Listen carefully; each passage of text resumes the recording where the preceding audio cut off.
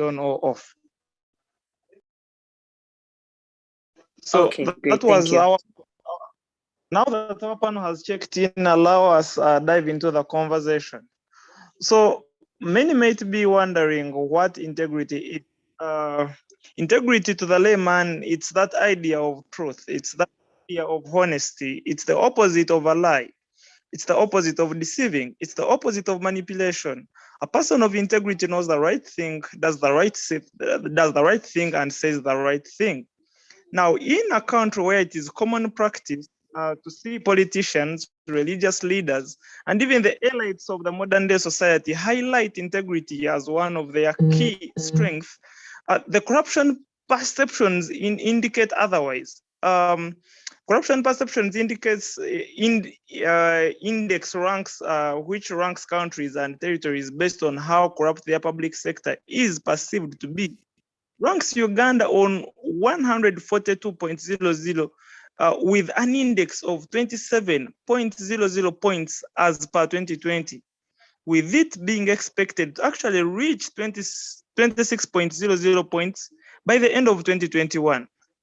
The question remains, is there really integrity in the public sector or even in the city of Uganda? To help put this conversation into perspective, we have Miss Edna Kanyesige, who, just like she said, is the Programs and Advocacy Officer of Faraja Africa Foundation.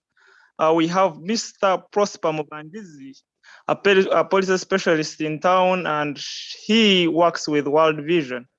And then we have Nyaribi David, who is the leadership and governance expert of the Global Platform of Uganda, and also known as the Ambassador of Possibilities.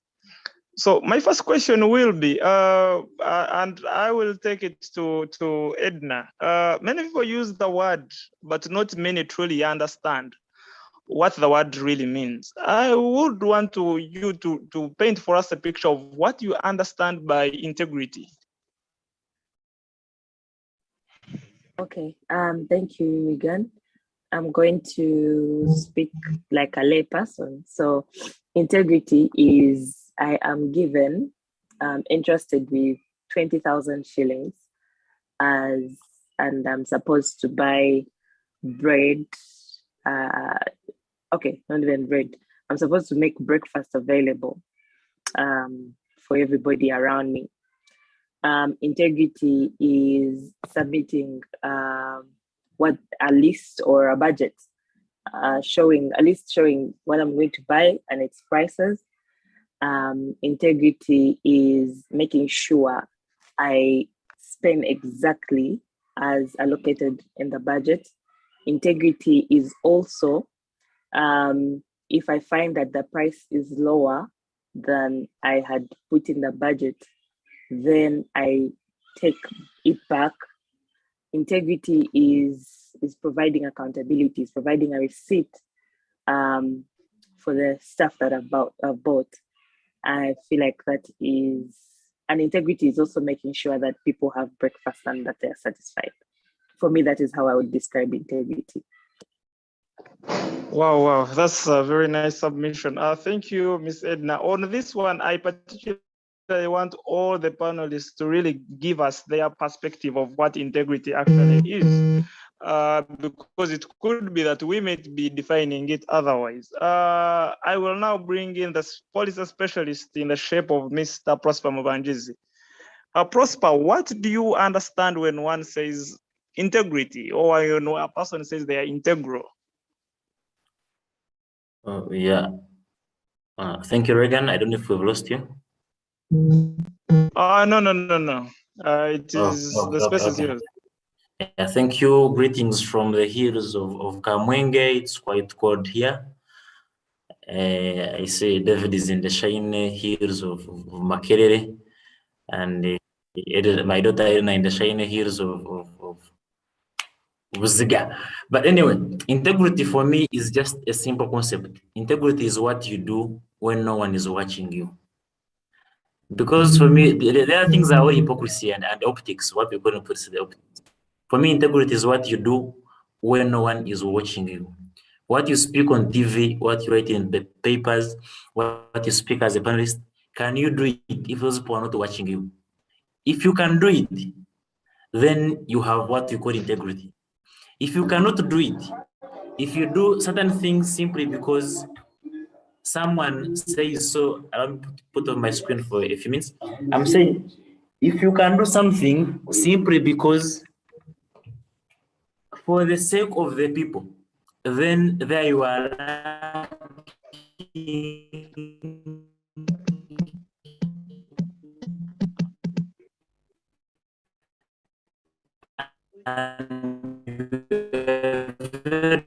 efficient when it comes to integrity. Senior counsel, for me, and that's why I maintain the same thinking and notion that integrity is what you do when no one is watching you, when you're in your room alone. If what you do gives you respect in your room alone, and you can do it in the public, then you have all the reasons to call yourself a champion of integrity. If you cannot do it, then my brother, my sister, my son, my daughter, allow and go to church for penance that you are as sinful as the rest of us. Thank you. Thanks very much, Grandfather Prosper Muvandizi, for that. The ambassador of possibilities, kindly paint for us the picture of your understanding of the word integrity.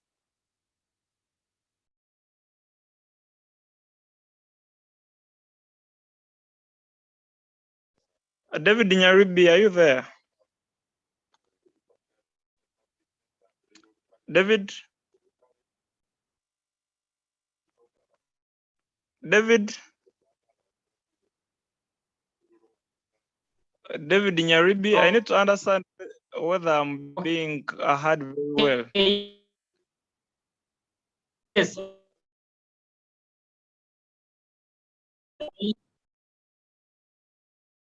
Are you able to hear me now? I'm really. Yes, yes, sure, you I are. am. It's just the mute. I was wondering why, but I hope you can hear me. Okay. I am. Thank you much. I want to begin by thanking you, Regan, and also thanking my fellow panelists, Prof. Edna, for simplifying my work. It seems like I read my. I will say. I will begin in another what we would as an answer. It is the staying whole and undivided. So in saying that, you are honest and compromising words like consistent words like same in the light and in the dark.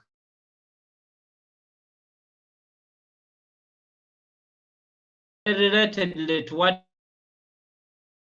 has ably said, that what you do in this in the viewership of and what you do in the hiding of. So summarize it as just expanded and have said you're thinking about you.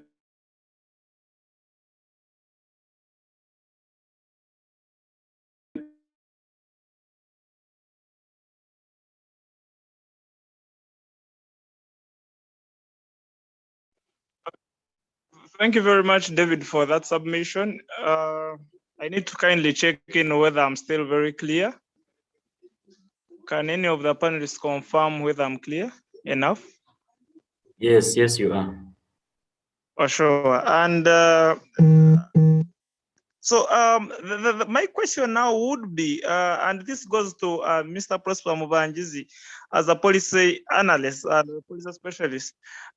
We are in a political atmosphere where it's a race for popularity, and this in many ways has made young emerging leaders to compromise their values and principles to promote their popularity. Because it's what works, it's what the system dictates that works. So what best can we do to ingrain integrity in politics today? Thank you. One, the first thing we must deal with is a deliberate discussion on the nature, structure, and infrastructure makeup of our political infrastructure. One, what is it that we call politics?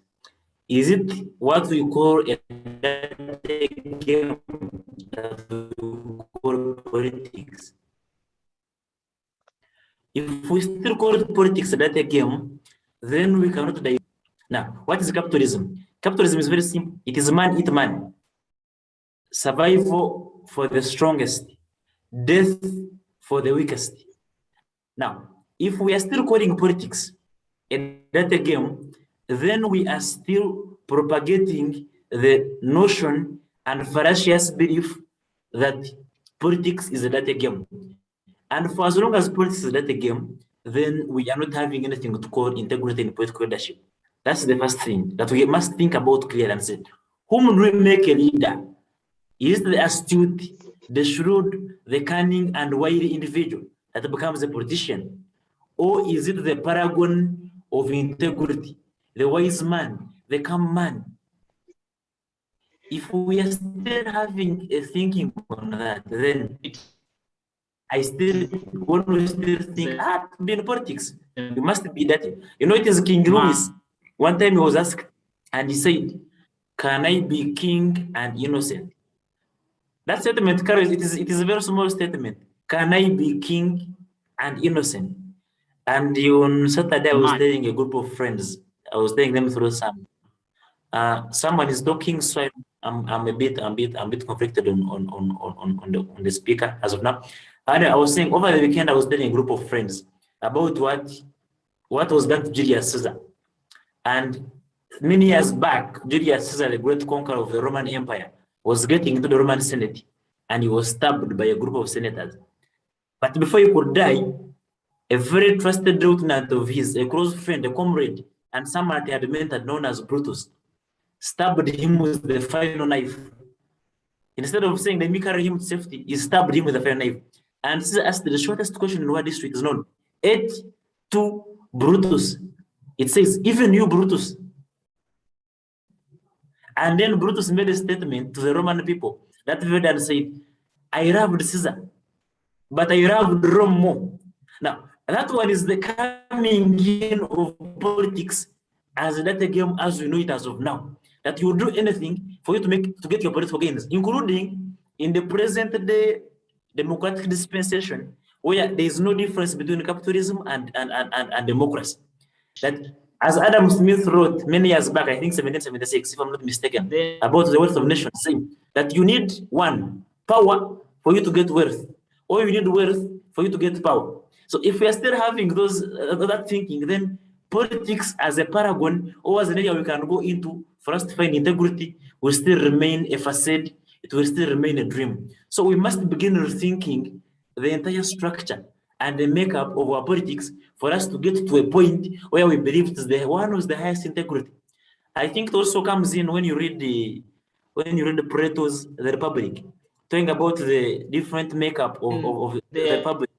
About when he says that soldiers, kings are soldiers with hearts of gold. Then normal soldiers are people with hearts of silver. And then the commoners, these ones, the voyages, are human beings with hearts of diamond. Now, that classification of saying these ones have a heart of gold, in what type of gold? Because you can dominate over the other. So we must have a rethink on what we call politics. What is it that is politics? Then there, we can have things to do with integrity, you can have things to do with transparency, things to do with integrity, with accountability, to do with the flexibility, to do with openness, and the like. Thank you. So thank you very much for that big submission right there. And still on the same, I want to bring in Miss Edna Kanyesije. I understand that you have observed elections in different districts, especially in the last election. Kindly share with us, what do you think can be done to ingrain integrity in our politics today?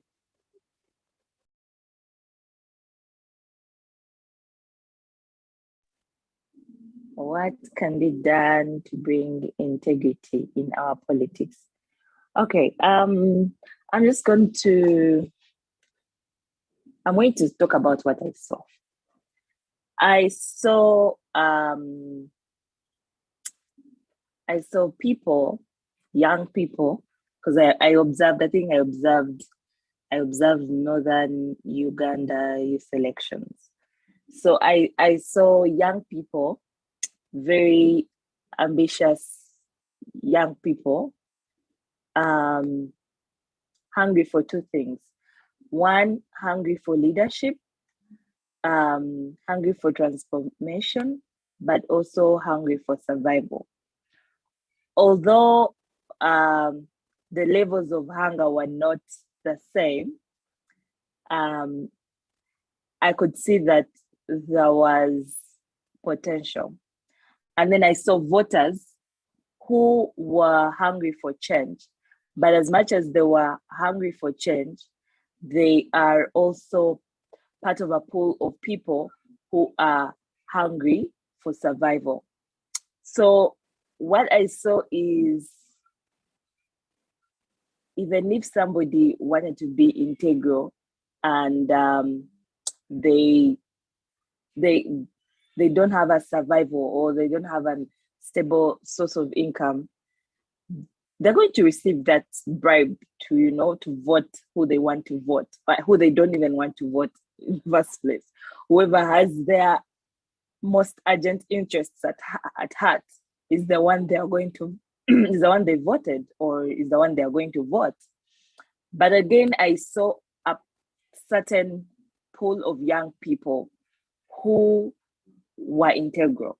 I saw a pool of young people, even when they were hungry for survival, they were hungrier for change. Change for the right reasons, for the right direction.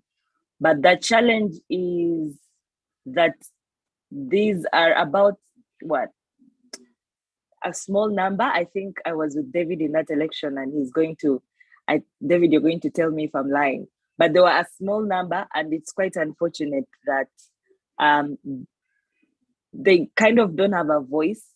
Even if they shouted so much, the other guys will shout louder, because they have what the people urgently need. But what I think can happen is that in order for people to be integral, we can do what Prosper said. We need to go back to the drawing board and define what politics is, why people are joining politics, what they want to achieve, how they're joining, and who is joining. Yeah, then we can shape the politics and the election. I think even upwards, that's the same thing. As much as people are hungry for change or hungry for leadership or service, they're hungrier for survival. Yeah. But the thing about survival is that you will never be satisfied. Yeah. So I think that if we go back to the drawing board and define our politics and maybe mentor people with the right mindset, then yeah, we can have maybe free and fair elections. Thank you. Thank you very much, Miss Edna Kanyesije. Big respect. Now, Mr. David Nyaribi. David.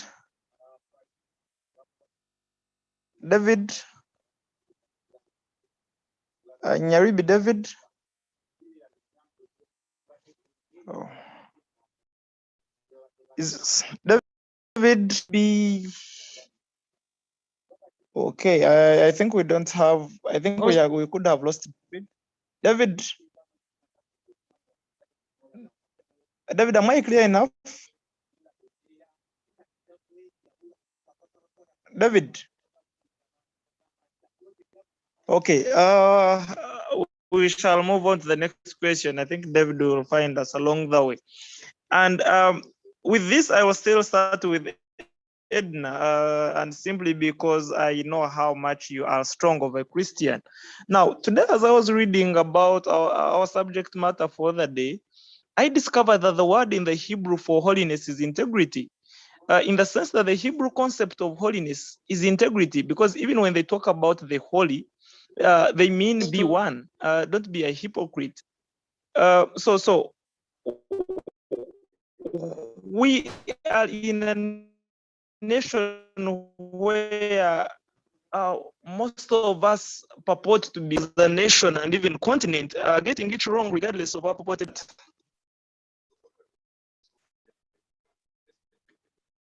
Edna, if I'm to repeat for you, I'm saying that Am I the only one losing you again? Is it my network? Okay, am I clear now? Edna, am I clear? I'm checking in. I need to confirm what I'm doing. Yes. Okay, yes, I'm saying that today, as I was reading about the subject matter for the day, I discovered that the word in the Hebrew for holiness is integrity. So the Hebrew concept therefore of holiness is integrity, and this is because even when they talk about the holy, they actually mean be one. Don't be a hypocrite. Don't have different parts, rather different shapes of you. So where are we as a nation and even a continent, I mean the African continent, getting it wrong regardless of our purported Christianity?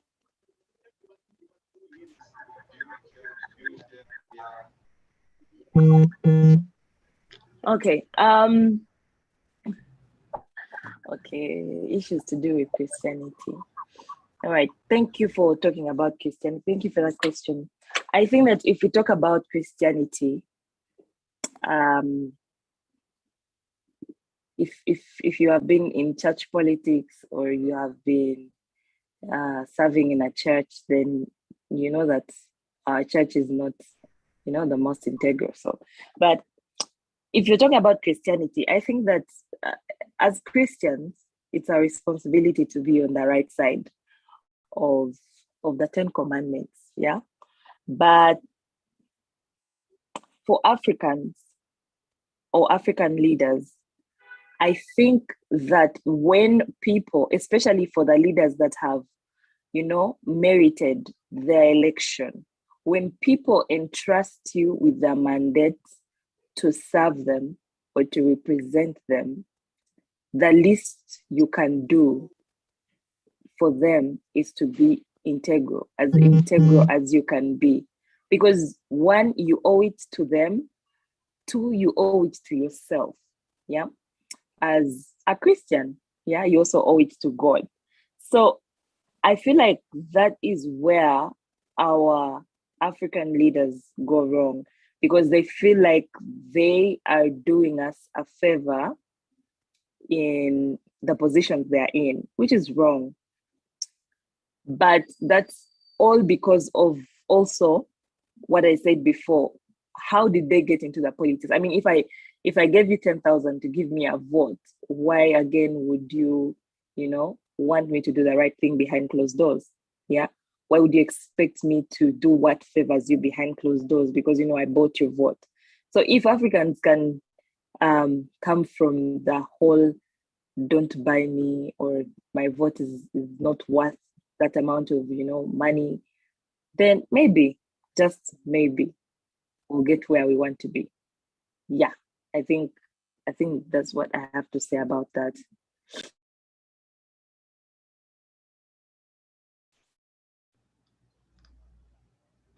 Thank you very much for that. Thank you very much for that submission. I think I will be coming to Prosper later. But now David is around. David. Yes. Maybe to put us back, where if you had very well submissions of Mr. Prosper Mbanjizi and Miss Edna Kanyesige on the relationship between integrity and politics, I want to bring you on that note, but I want you to basically address as a leadership and governance trainer who has been in this field for quite a time. How do we bring the relationship of politics and how do we create that bond between politics and integrity? How do we build it, especially in the young emerging leaders? Thank you very much, Regan. I hope I can be heard now. I just need confirmation. Yes, very clear. Okay, thank you very much. Thank you very much. That's a very good question.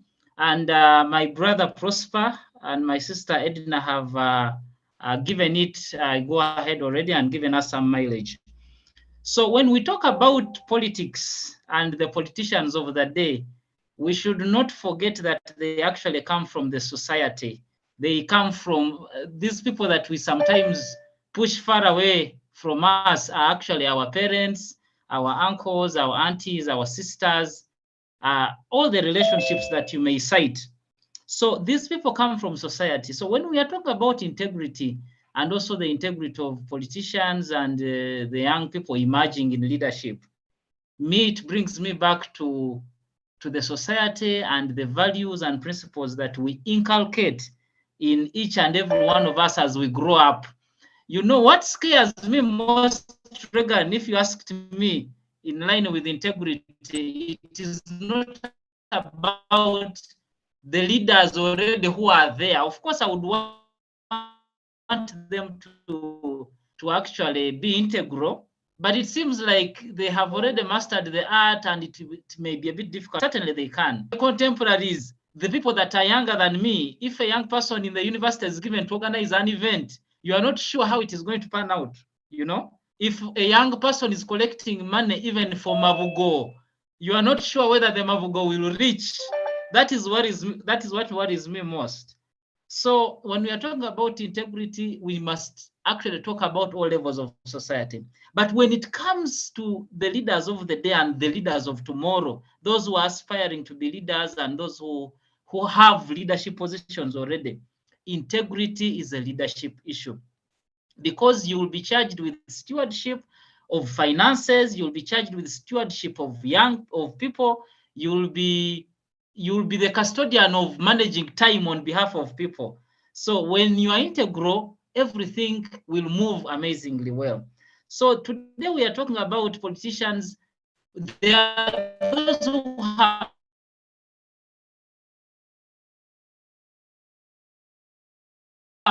completely lost it. We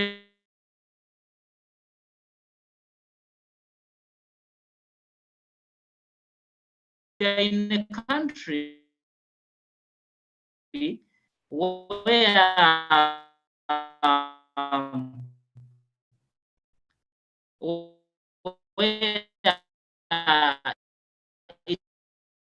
it is difficult to know whether the pronounced or what people speak about is actually what is going to happen. When the elections are declared winners and the winners are declared losers. But also I would say that the country or the continent is upside down. Those who are not integral and perhaps are not stewarding the resources very well, the wage or your mugezi, kasensa, things. So I think as we point at politicians, we should be pointing also at ourselves. That's why personally I say that integrity begins with me, and then I can also say with you. To have a better society, then we must start off with the integrity aspects from homes. Everywhere we are, we must be talking about integrity. And me, I am extremely happy that today we are not talking about corruption, about bribery, about what, which would be the negative connotation. Integrity, and it is possible to hold a political office and be integral. It is possible to be a church leader and be integral. It is possible to be a school leader, a civil society leader, and anyone else entrusted with leadership, entrusted with administration, to be integral. Thank you very much, Regan. Thank you very much, David.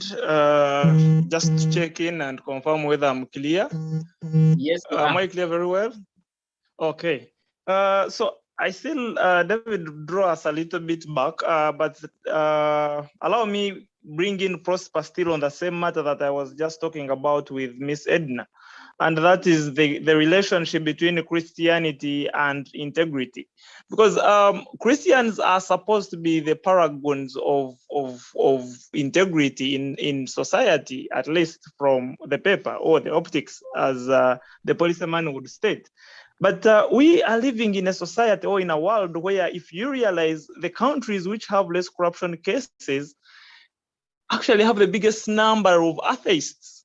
What are we doing wrong? Or where is the relationship between our purported Christianity and the integrity in society?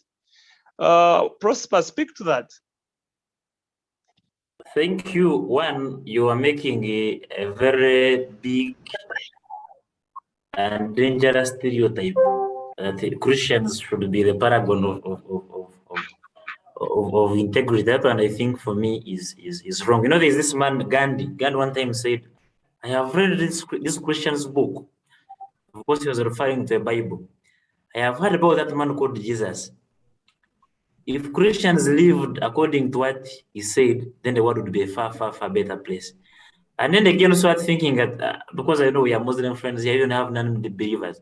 For me, everyone deserves to have integrity by virtue of being human beings, not by virtue of being Christian, Muslim, or whatever. No, a human being, yes.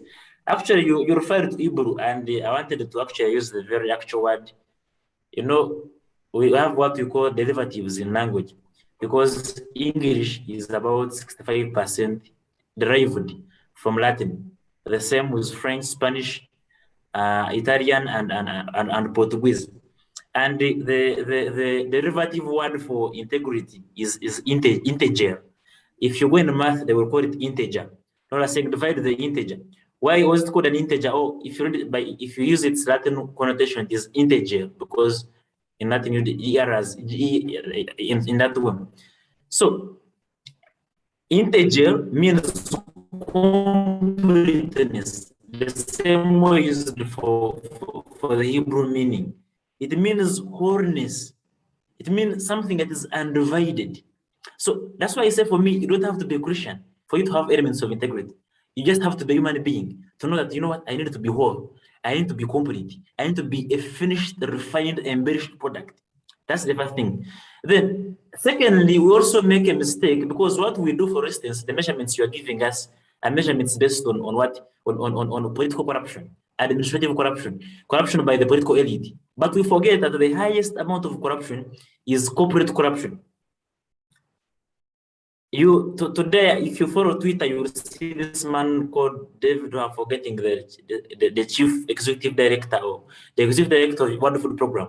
He tweeted saying, Elon Musk, just give me 2% of your wealth, and we shall be able to solve the world's hunger crisis.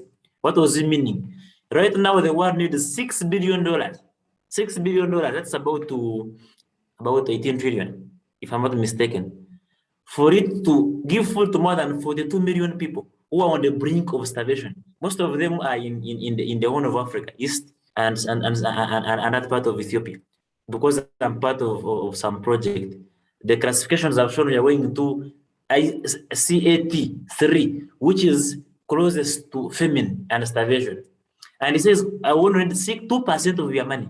That is $6 billion for me to afford food for 42 million people. Let's leave that. Let's get into, a week ago, on Friday, actually, I published some opinion piece in the document about vaccination. The world needs $50 billion to vaccinate all the people in the world.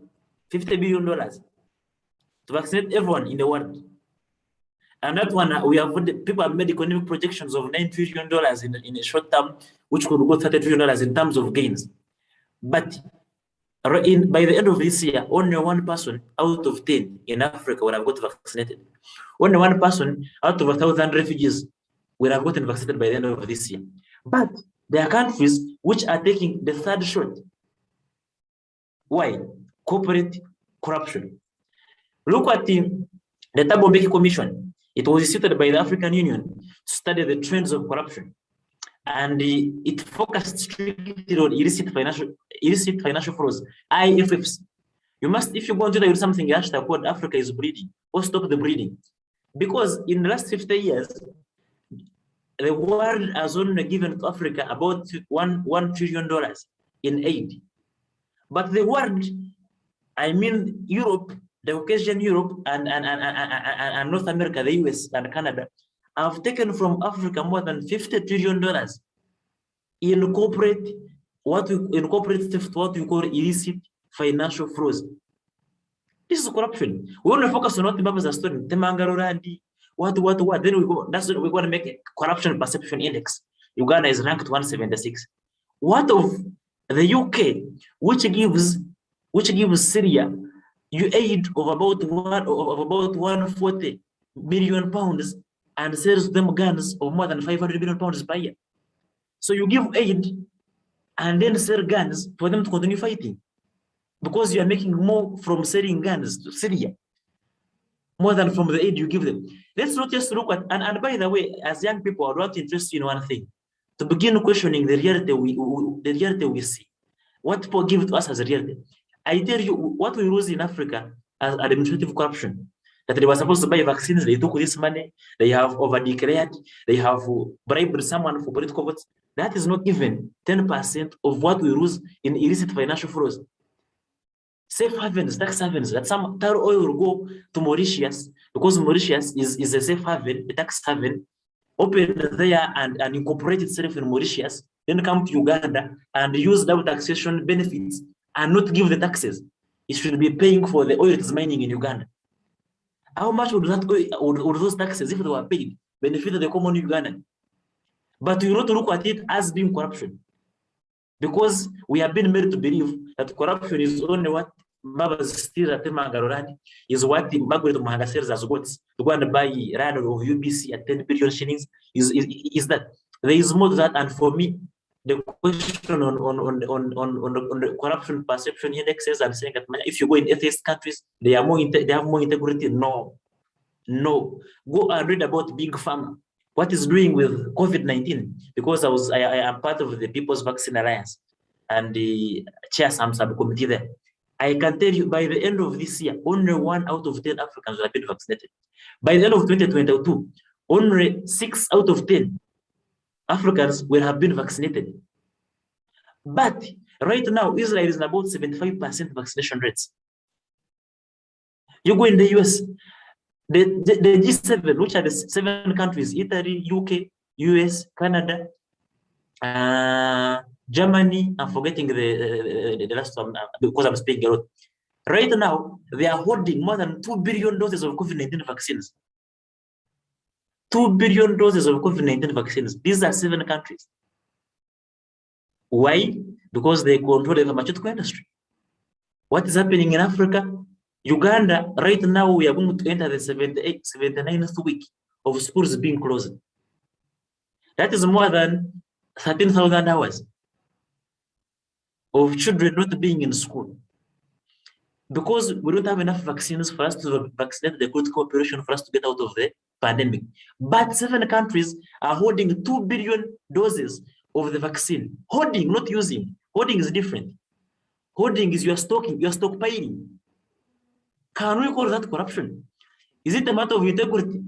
So me as young people, I would want to focus you on one thing. Let us actually even question and get the root cause. If we stopped corruption, this administrative corruption in Africa would still remain what we are now. Because it's not significant. What is significant is what we call these illicit financial flows and corporate corruption.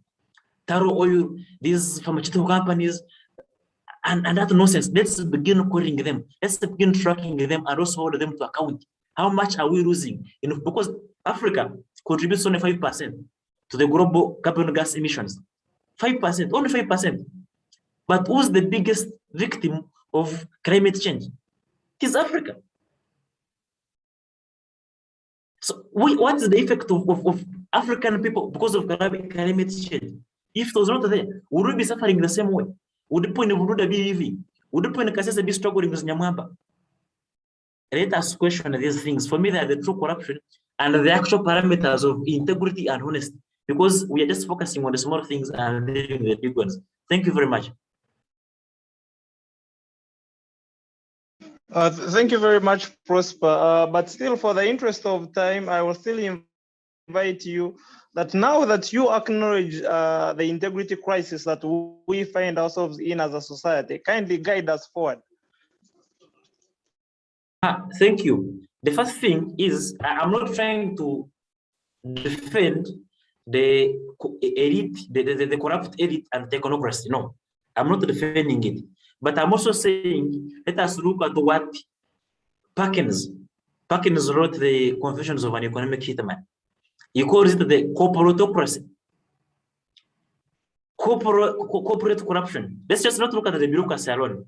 Let's look at the corporatocracy, because you're talking about the market economy, forces of demand and supply. So that in tackling elite corruption of the bureaucrats and technocrats, we also tackle the elite and maxed corruption of the corporate world, which is more dangerous actually. That is one thing. Secondly, let us begin, for me, as I have already said, let us begin questioning reality.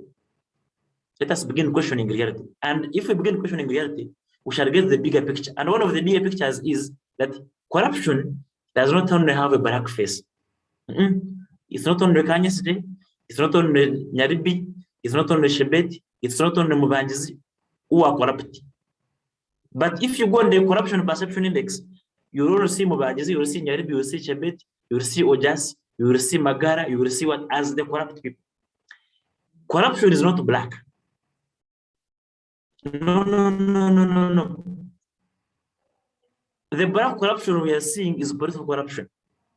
The bigger picture is corporate corruption. Who owns that oil Mubanjizi? Who owns those airlines? It's not Nyaribi. Who owns these construction companies that are depleting resources, that are mining sand out of where? That are mining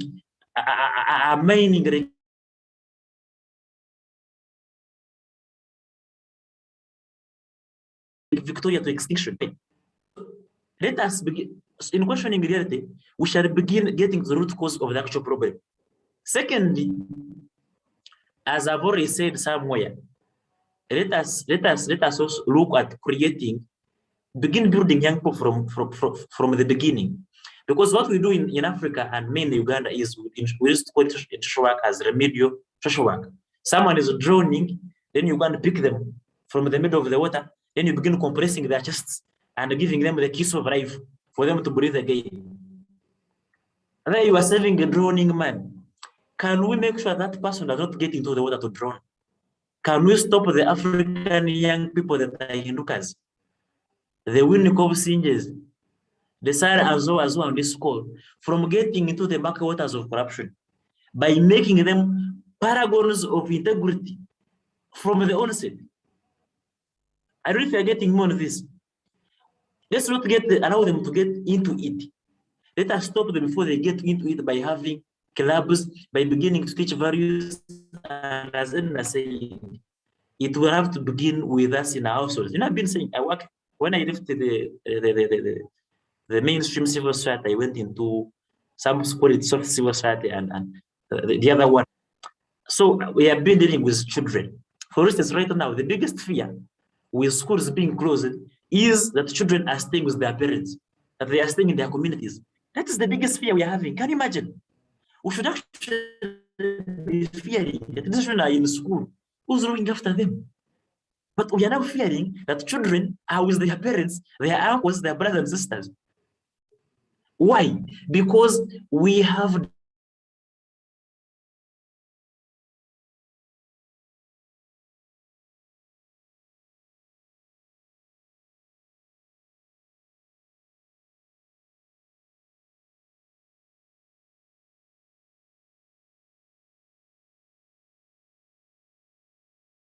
I think we have lost Prosper. Yeah, that was Mr. Prosper Mubanjizi. He's a very big resource. Man always has his details. So for the interest of time, I will again invite Miss Edna Kanyesije to give us her parting shots, guide us on the way forward, and then later on, David Nyaribi will be coming in to guide us and give perspective of the whole campaign. So Edna Kanyesije, please, your parting shots, guide us on the way forward. Thank you, Regan. I feel like after Prosper speaking, I was in a lecture room and the title was Corporate Corruption. I don't know if you feel the same. And thank you, Prosper. I personally feel enlightened. My parting shots. I think, no, I know, I hope and pray that our leaders can know that they owe us integrity, and if they cannot give it to us, then we are going to ask for it through advocacy. We are going to ask for it through holding them accountable. We are going to ask for it through calling them out, like Prosper said, call out corporate corrupt people. But I think as a leader, and if you're a young person on this call and you hope to become a leader in the future, first of all, I feel like leadership is a gift from God. I feel like God handpicks people and says, Tahinduka is going to become the Prime Minister of Uganda in this year. So I feel like I'm Christian, so I know that all leaders come from God. So you owe God integrity. He's not gave you that office. You need to use it in the right way, the way it's supposed to be used. So you have to be integral because no one is watching apart from God. So you have to do the right thing behind closed doors. You have to merit people when you're selecting people to work with you in the office. You have to select them on merit basis and not, oh my God, this is my family member. What did I take a while? Yeah. So we need to embrace the culture of integrity. And I wanted to describe, I think I know some integral societies. I know some groups of people who are really transparent and integral. I'm not saying that it's all bad or it's all rotten. It's true that in our country, we have some integral people. But this is what I've learned from them or I've seen from them. It starts from the leader. The moment the leader says is integral or is accountable or is transparent, then whoever is leading is going to copy from them, is going to want to be like them. So as young people and as leaders in the young people's circle or as future leaders of the country, we need to lead people in the right direction. We need to lead people in the right direction. We need to be integral so that they can also be integral. It's like a learned character or a learned trait, yeah? So when people are copying from you, they're going to learn and then it will become a lifestyle. And then, yeah, I feel like each one teach one, or, innate learning behavior. We can learn and we can have a very integral society and a transformative society. I'm just looking at a Uganda where everybody is integral, and I'm just looking at a world where these big guys, Elon Musk is really telling us why his company is, if Bill Gates says I'm buying vaccines for African countries, I hope he also tells us that I'm buying vaccines for African countries so that I can maybe get favors of their presidents, and maybe in the future we can, I feel like if we lived in a society that is very integral, doing the right thing at behind and in front of closed doors, then yeah. And I feel like also integrity is for leaders and not politicians because of the way politics has been painted. That's why I agree with Prosper when he says that we should go back to the drawing board and define our politics. Yeah, this has been a very interesting discussion. And yeah, thank you, Action 8. Thank you, Regan. And thank you, David, for giving me this opportunity to share with brilliant people about issues of national importance. Thank you. Good night. Thank you very much, Ms. Edna Kanyesije. Indeed, this is a very interesting one and more like a lecture, actually. Such an interesting topic to discuss. However, it really does all leadership come from God? That is a debate for another day. I remember reading a certain scripture that said, you bestow upon yourselves village fools. Anyway, that's also a debate for another day. But thank you very much for making that time, Edna. And allow me now bring in David. David Nyaribi. Yes, Regan. David. Okay. Yes, Regan. David, Yeah, David, I want you to speak from the global platform perspective. We have had many anti-corruption, anti-bribery campaigns moving around. And even went ahead to have an anti-corruption walk as a nation, which of course was I think it was launched by the president. So, David, what makes this campaign a different one? Could we be using the same methods and different results? What makes this campaign a different one? Speak to that. And you also give us your parting shots, guide us on what the campaign is all about and how we can be part of the campaign. Yeah. Okay. Thank you very much, Regan. I hope you can hear me. Yes, you're very clear. Yes. To start with, I want to let you know that the young people online were privately requesting me that we could go slightly more, maybe ask the panelists as we conclude, we could give some time to some of them to ask questions, maybe to the panelists, or have a submission to this topic as well. But thank you for the question that you have given me. Yes, for a very long time, Regan and fellow panelists and the young people online, plus all other people that have joined us today, we have been talking so much consistently, eloquently, loudly about many things that we do not want. We have been talking about corruption. We have been talking about bribery. We have been talking about leakage, financial leakage, and we get to wonder why we get more of the same. I come from a school of thought that when you keep talking about what you do not want, then it kind of occupies your subconscious mind, and eventually it will be in the conscious mind. It will affect your feelings and also will lead you that way. Just like if we keep flashing photos of pornography to young people and we say this is bad, then actually they can pick interest into what we are showing them. So we have been talking about corruption for a very long time. We have had, like you said rightly, anti-corruption walks. Even ActionAid as an organization has, over the years, had an anti-corruption caravan. But this particular time, the young people, after undergoing a social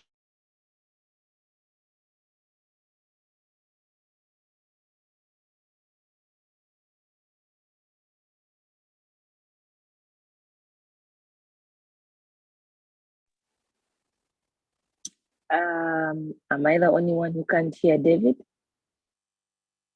David, could we have lost David? I think we did, because I can't hear him anymore.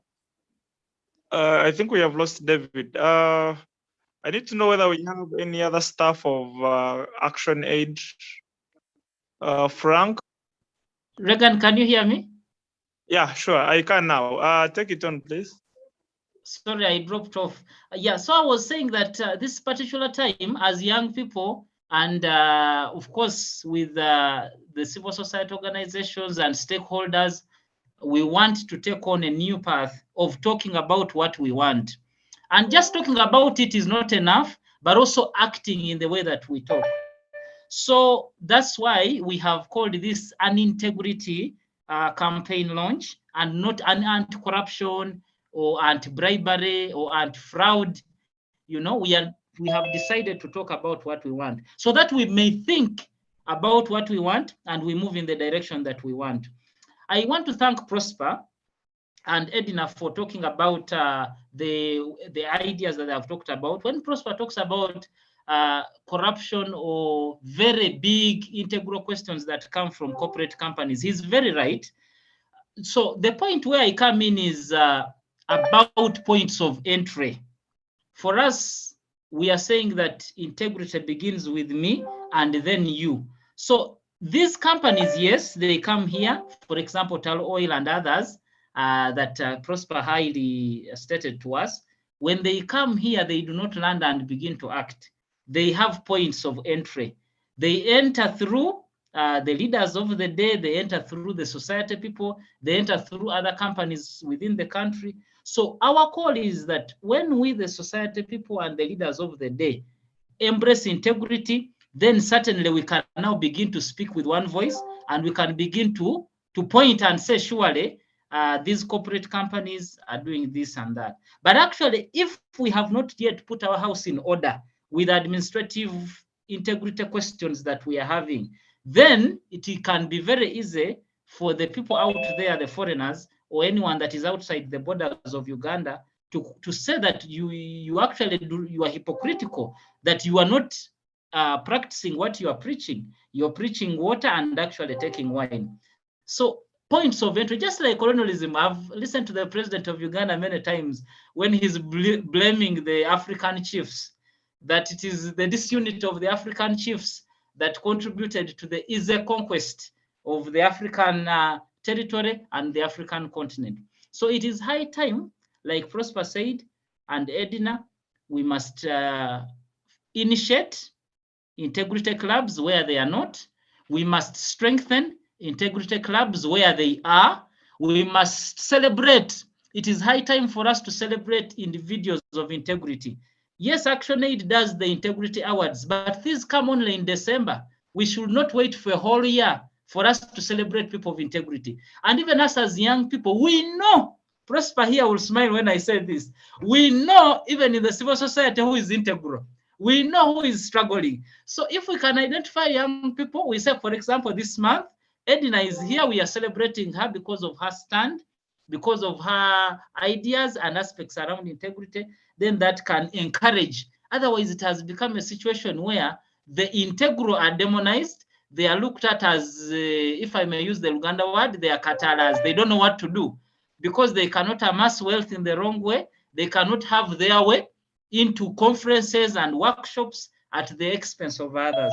So it is high time for us to talk about integrity. And in some cases, we shall have to cross the line and shame those who are not integral, perhaps at some point, if we have evidence where we can do evidence-based advocacy, where we have done some research, like Prosper was saying today, with good evidence, then we can be able to do the naming and shaming, perhaps. But that is not the very key and core of what we are saying today.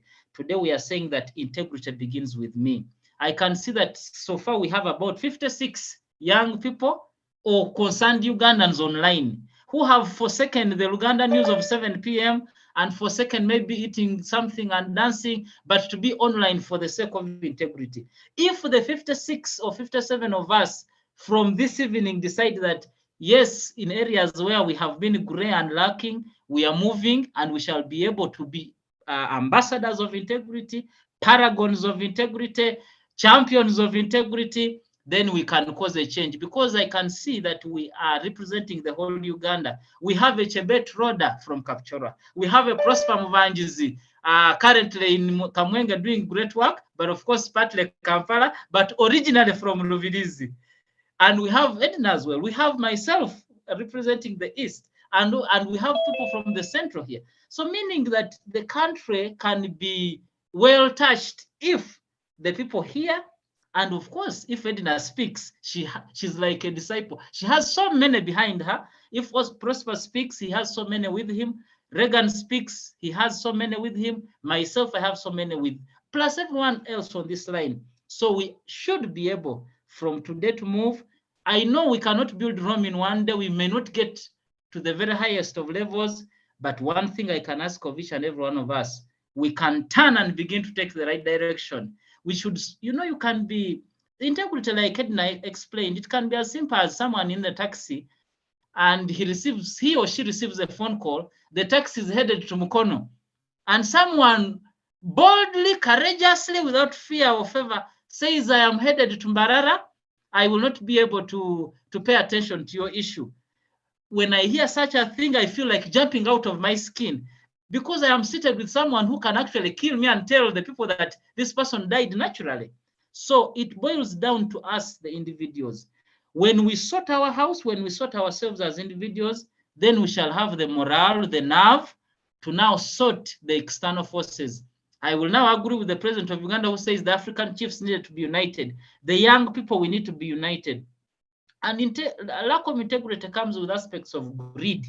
So where there is a mentality of shortage, you see young people running around thinking that the resources are not enough, that land is not going to be enough, that this Uganda is not enough for us, that we are now too many. I can assure you that we are not too many. I have been to smaller countries that are progressing. Prosper here, who is good with the figures, will tell you that countries as small as Belgium, countries as small as Sweden are having a bigger GDP and are being more productive than a country that is 3 times or 4 times bigger than them. So Uganda is still virgin in some areas where we can still have it, but we need integrity to begin with us. To begin with the 100,000 you are managing, it's not about the billions. If you can't manage 100,000 well, certainly when we give you $1,000,000 shillings, you are going to squander it. If you can't manage $1,000,000 shillings, then you are the one who will be mismanaging the billions of tomorrow. Let's it begin at a micro level as we move towards the macro level. So today, I hope that we can speak to ourselves, we can ask questions, we can repledge to head in the right direction. And that's why we are launching the integrity campaign today. And like Regan asked me that what is the way forward, it's not just about us meeting here this night, but from now onwards, we are going to be sharing graphics. We shall do an nonviolent and peaceful campaign online, that is through social media, the WhatsApp, Facebook, Twitter, Instagram. We shall be sharing graphics. We shall be sharing messages. We encourage young people all over Uganda to pick Manila cards at even your own cost and write an integral message in meetings where you as council members speak out in the council about integrity. And we want to speak about integrity more than corruption. We want to speak about integrity more than fraud. We want to speak about integrity more than bribery. We must, and let us call ourselves. Sometimes you have to call yourself what you want to be, then you begin to move there. When we were young, you would be asked, Prosper, what do you want to become? Then maybe because you like planes, you say pilot. Maybe you like, sometimes would even give fun answers because you like the shopkeeper. You think they have everything is theirs. You say maybe you want to be a shopkeeper. But so we must call ourselves certain names and we begin to act towards that. Integrity paragons, ambassadors of integrity, integrity champions from today, and then we begin to move in the right direction. So that's what we are going to do. And we are here to support you. The global platform is ready to move with the young people that are resolved. ActionAid is, World Vision is, Faraja is, all these other organizations are on. But even you, the young people, you are the key stakeholders of what we are starting today. So today is the launch. It is like a marriage. Today is the wedding day. Today is the wedding day because we are launching the campaign. But now the marriage is just going to begin. The journey is going to begin. And certainly, because trust me, I can assure you, let me end with this. The people that you have online today, we have a future Chief Justice in here. We have a future president here. We have a future LC5. We have a future Commissioner General of the URA. I'm now prophesying. Edna is a Christian. She knows that I am now speaking. So we have all of you are here. So tomorrow we shall hold you accountable in a good one. Say, yes, you attended the integrity campaign, and today you are championing integrity in UNRWA. You are championing integrity as KCC Executive Director. You are championing integrity in the airline. You know, the airline has had problems recently, and even KCC and other places. So you are the leaders of today, yes, because we are leading. But certainly tomorrow we shall lead at a bigger level. The Prosper you see will champion policies in Parliament and even at the African level. So if he's integral today and he builds on that, then certainly we shall have a better Prosper, a better Edna, a better Abaho, whose hand is up now. We shall have better of them all, and it will be a better country and eventually a better continent. I want to thank you very much. I will only come back if I'm asked a question, but that is what we are building, and Regan can build on this and others. So the journey begins today, and we hope to have a wonderful campaign. We will initially run the whole of November, 30 days of integrity, sharing graphics, sharing messages. But even beyond November, we shall still talk about this interesting topic as we put our house in order before we deal with the foreigners, those companies that are taking our resources, where they take coffee beans at peanuts and then bring back Nescafe at so many dollars that even an average Ugandan cannot afford that kind of product. So thank you very much, Prosper. Thank you, Edna. Thank you, Regan. And thank you, everyone. From the depth, Thank you. I thank you. Thank you very much, David. Our hand has been up for a long time. I will invite Council Abaho Brighton to have a question, or if it is something to say, go ahead and say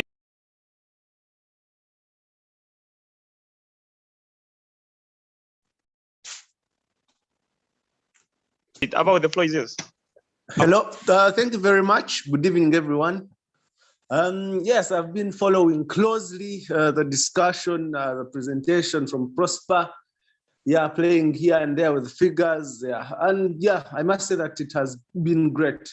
But the most important thing that I would like to talk about here is, are we as young people, if we are talking about integrity, are we ready to practice that integrity that we are talking about, or we are going to just probably just preach the message, like for example saying that that you preach drinking water and then you drink wine yourself. So are we in whichever position that we are, whatever that we are doing, are we able to be that integral? Are we able to to bring to light those very, very important virtues that we actually speaking about? If we are speaking about those companies like Nyaribi earlier on, elaborated, are we able to practice those virtues that we are talking about? I think to me, that is the very most important thing. Like, for example, most of the times we young people who are probably in business, like for example, someone that is advertising a product or something that he or she probably bought for, let's say, 10,000, and instead of indicating the price of something on social media, they just say DM for prices. And I'm wondering, if can't we just post those figures or prices if we think they actually reflect the real price of such a product, rather than that is I believe that that's the integrity that actually is talking about in the places of work. Those of us people who ask for kickbacks, are we those people who are we really practicing that integrity that we are talking about? Or we are going to speak about integrity and then we go back and ask for kickbacks? I think, to me, that is the most important thing that I really wanted to talk about, the aspect of practice, not just speaking about, because the moment when you get to practice it, then probably one or two people are going to learn from you that you are actually practicing what you are speaking about, not just speaking about it or just posting about it on social media, but yet in practice you are not that person. You're acting contrary. I think that's the most important thing that I really want to talk about. Thank you.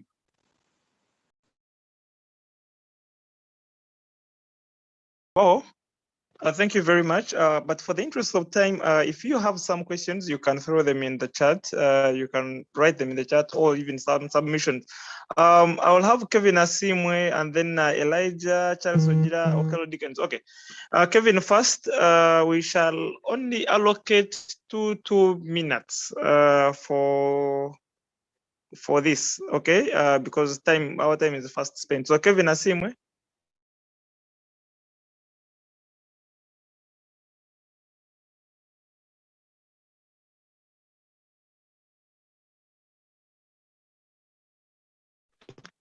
Kevin, your hand was up. Yes. Good evening to you all. I'm very privileged to be here this evening. I don't know if you guys can hear me. Yes, we hear you, Kevin. Yes, Regan, do you hear me? Okay. So from the very beginning, Regan talked about integrity as something to do things the right way. And as the speakers were speaking, I learned that we need to focus right now on what are those right ways. Because Regan, when he was explaining, like at the beginning, he was saying people are running a race of popularity, compromising the integrity. So right now we have to know what society, because things we're dealing with right now to do with integrity, what society has shaped it to be. So we need to reverse that. Otherwise, I had a very good evening, especially from the submission Mr. Prosper gave us. It made me have, like, it gave me homework. I have to go and know what exactly corruption is and things to do with that. Thank you and have a good evening. Thank you very much. Council Niwa Aaron, and then we shall have Charles Ojila. Council Niwa Aaron.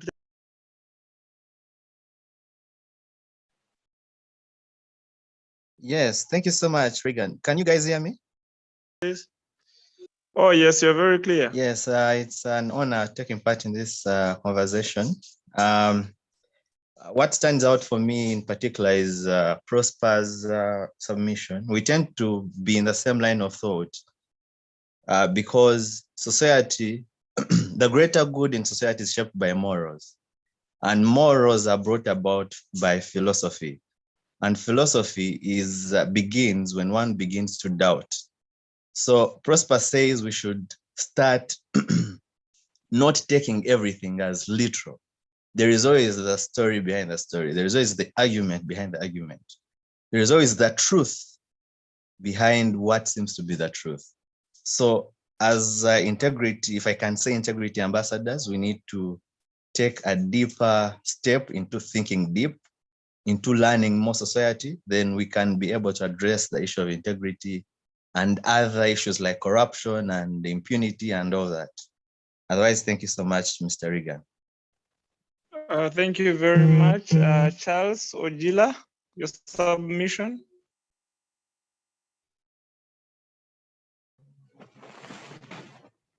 Thank you very much. A very good evening, ladies and gentlemen on call. I'd like to begin with this, that for us to champion integrity among young people, there's need for us to nurture a clear set of values, and of course ensuring that the values that we nurture in young people, we make follow-ups on some of those things. We entrust the youth leaders everywhere, or young people everywhere, to be in position to freely participate in the affairs of the society. So much so that when they're entrusted with the thing, they are the very kind of persons we look up to, and with such they will set a pace within their own communities. Another thing that I also look at is that the commitment to giving freely one's time and talent, to say you go by the passion of what you like, what you really love to achieve, and you let other people, you set a pace and let other people follow. You cannot come out, it is an individual, it comes from within, then the rest will, look, say, oh, look, Charles is doing this, Bao is doing this, how about if I follow his footsteps? That way we will be in position to nurture selflessness and acceptance of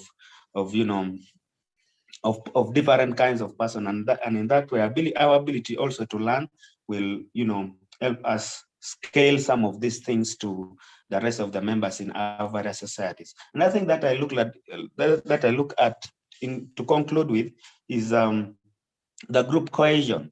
In most cases, people feel put in the sidelines, mostly young people from the grassroots. But I appreciate the fact that Global Platform Uganda, ActionAid have really tried their best, to offer young people a platform of trust that they must,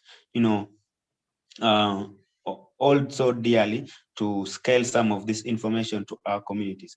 I am very much humbled, despite the fact that I happened to join late. I look forward to being a change agent in our society. Thank you so much. Back to you, Regan. Thank you very much, Charles. For the interest of time, Okello Stephen, Okello Dickens, and Oriem Edison, kindly use 2 minutes, and then we shall close this off. So Okello Stephen, if you're ready. Oh yeah. Okello Stephen. I am in. Okay. Can you hear me? Yes. A very good evening, my fellow countrymen and women. I want to make a submission on this great topic that we have on board today.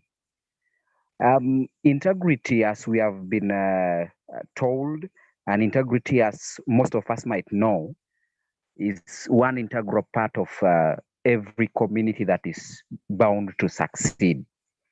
But however, because of the loss in integrity that we are facing as a country, where we can't as people show any sign of being honest, any sign of being trustworthy, any sign of being true to ourselves, one, and being true to our community, I would wish to submit that as change agents who are gathered here this evening for this launch, we need to cultivate in ourselves a high rate of integrity.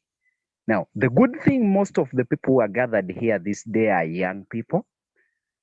When we cultivate and when we instill integrity in us, it is going to be very easy for us to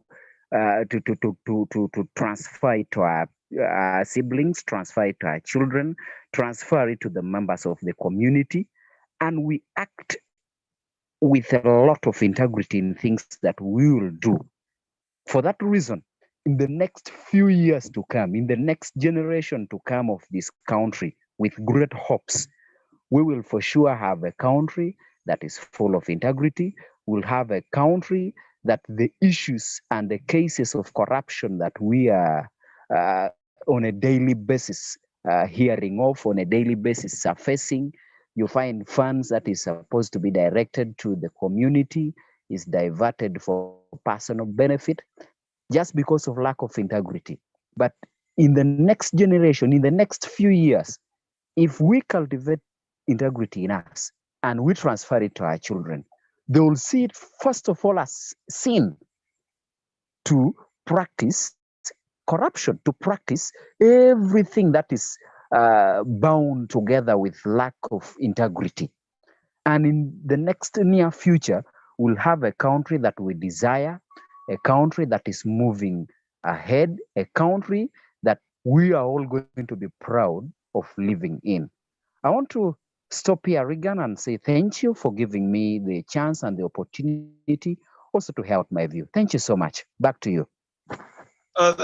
Thank you very much, Sir Okello Dickens, your submission. Then we shall have Okello Stephen, and then we shall finalize with Brian. 2 minutes, please. Oh, thank you so much, Regan, and our panelists, David.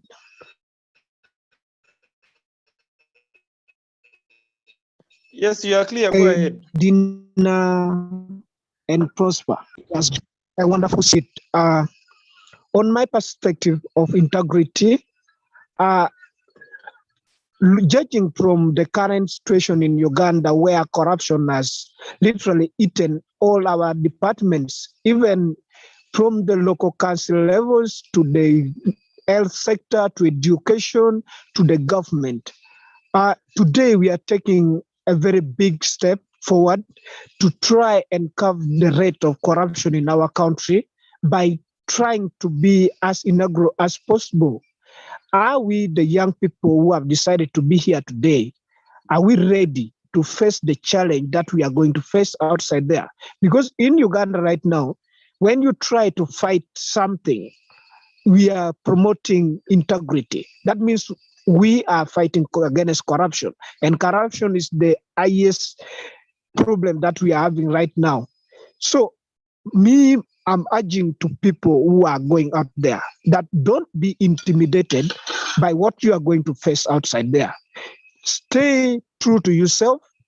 be integral as possible as a person, because at some point you are going to meet people who will want to bribe you out because they think you are fighting for the right reason. They think you are going to actually unearth the truth that they have been hiding. So what do they try to do? They try to buy you off.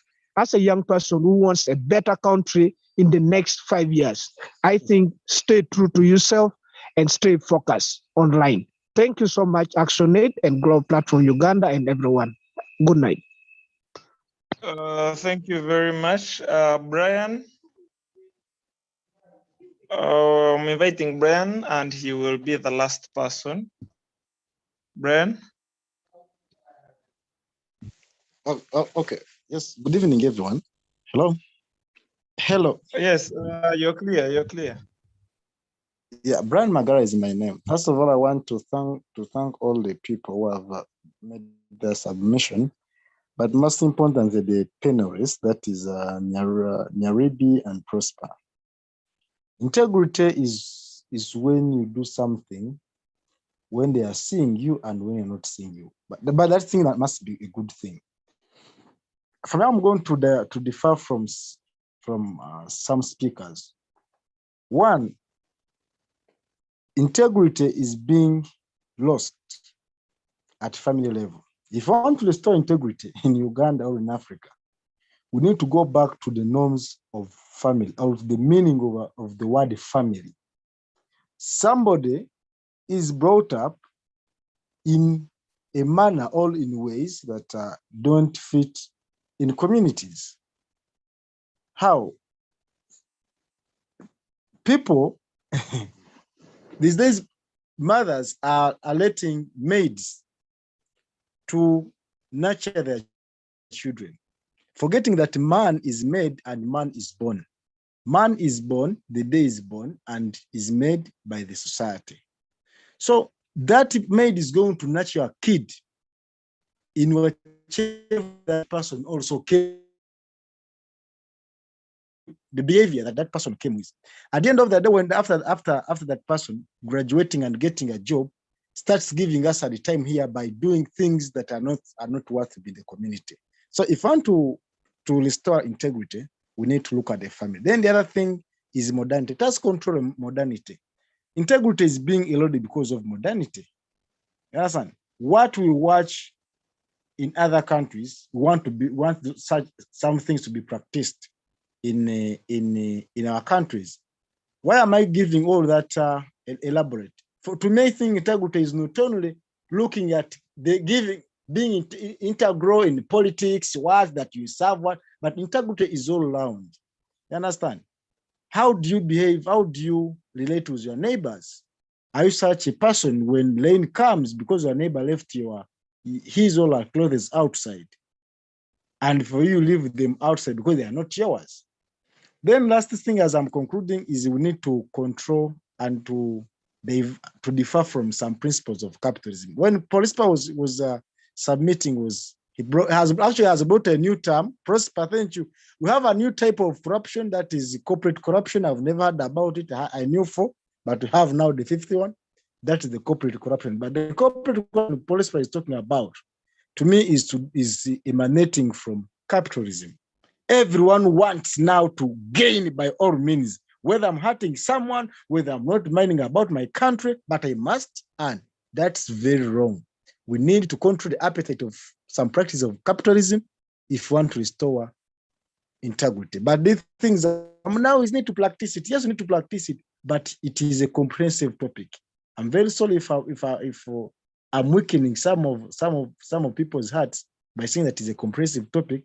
But we just need to start from the grassroots. Otherwise, we are likely to deal with effects, not dealing with the causes of lack of integrity in this country. Thank you.